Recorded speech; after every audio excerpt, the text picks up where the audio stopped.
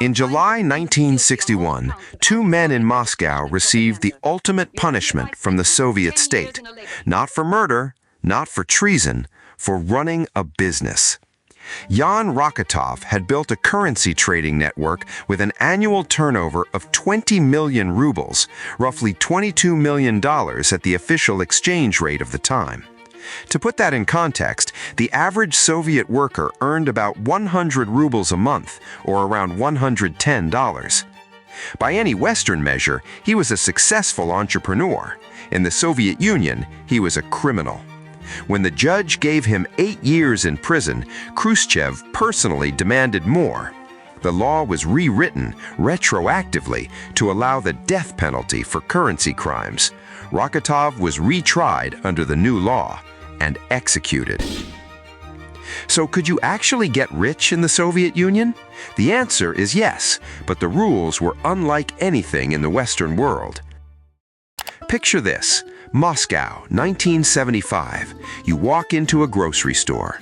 The shelves have 4 products. 3 of them are the same brand of canned fish. The 4th is a bag of buckwheat.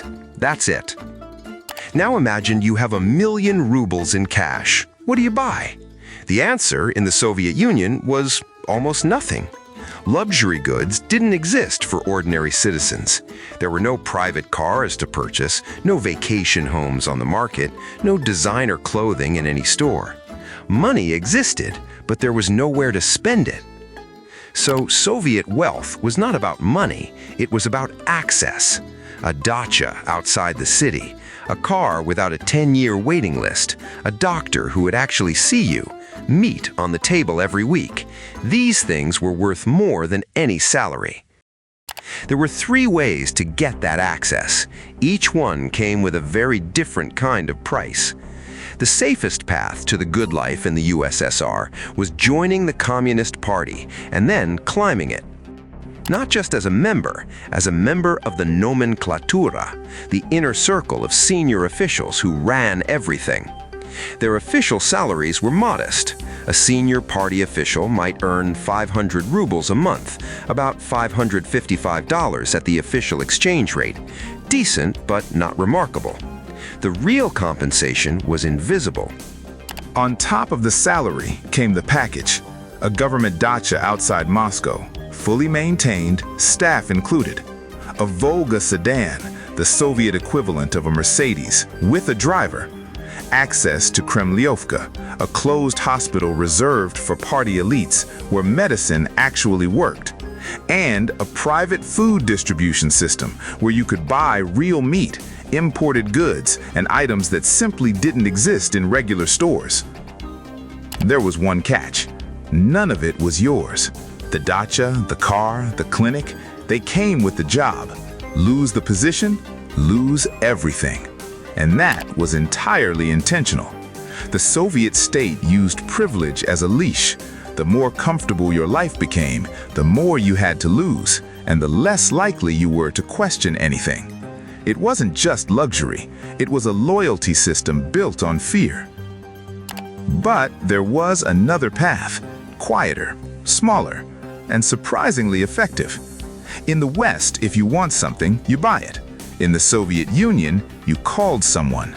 Blat was the Soviet word for connections, favors, a network of people who could get things done, a doctor friend who would see you without a months-long wait, A butcher who set aside a good cut before the shelf was stripped bare, a manager who could bump you up the housing list by a year or 2.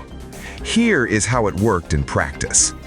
A surgeon needs a new refrigerator. Refrigerators are officially available, but the waiting list is 2 years. He knows a man at the appliance factory. The man gets the surgeon a refrigerator next week. 6 months later, the man's wife needs an operation. She jumps the queue. No money changes hands, nobody breaks any law, officially. This was the real currency of Soviet life. If you want to understand more about how ordinary Soviet people actually lived, subscribe, because that's exactly what this channel is about. Now, back to those who decided they wanted more than connections. They wanted real money. and they were willing to risk everything for it. In 1957, Moscow hosted the World Festival of Youth and Students. For 2 weeks, 34,000 foreigners flooded the city, the largest influx of Westerners since the revolution. They brought something the Soviet state had no answer for: blue jeans. The fartsovshiki, from Soviet slang for black market traders, saw the opportunity immediately. Western tourists came with jeans, records, cigarettes, magazines, things that didn't exist in Soviet stores, things people would pay almost anything to own. A pair of Levi's could be bought from a tourist for a few dollars or traded for a Soviet camera, then sold on the black market for 150 to 200 rubles. That's $165 to $220. That was the average monthly salary of a Soviet engineer. One pair of jeans. The best operators, like Rokotov, scaled this into an empire. Currency trading, gold, diamonds, a network of runners, middlemen, bribed officials. The money was real. The risk was equally real. After Rokotov received the ultimate punishment in 1961, the message was clear across the entire country. In the Soviet Union, getting rich the wrong way could cost you everything. But the system couldn't stop it, because it couldn't solve the problem that created it. People wanted things the state refused to provide. The shadow economy kept growing, quietly, invisibly, until one man changed everything. On May 26, 1988, Mikhail Gorbachev signed the Law on Cooperatives. For the first time since 1928, 60 years, private business was legal in the Soviet Union. The first person to test this new world publicly was a man named Artem Tarasov. He ran a cooperative in Moscow, one of the first legal private businesses in Soviet history.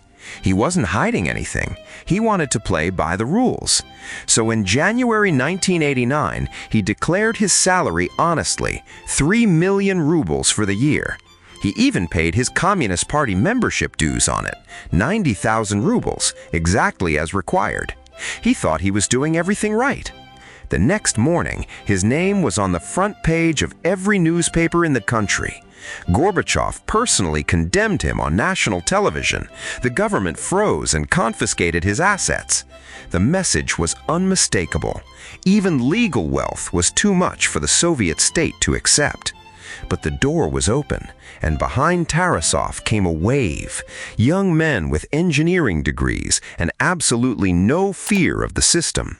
Mikhail Khodorkovsky was 24 when he launched his first business under Komsomol, the Soviet youth organization, as a legal cover. Within a decade, he would own Yukos, one of the largest oil companies in the world, and be named the richest man in Russia. Mikhail Friedman started by scalping theater tickets as a student.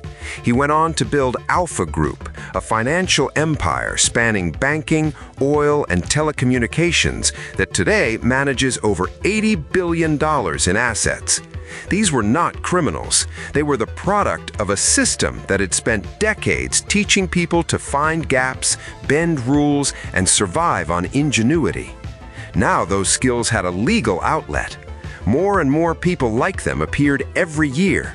By the mid-1990s, a small group of businessmen, people who had grown up inside the Soviet system and learned exactly how to exploit it, controlled entire industries: oil, steel, media, banking. They became known as the oligarchs.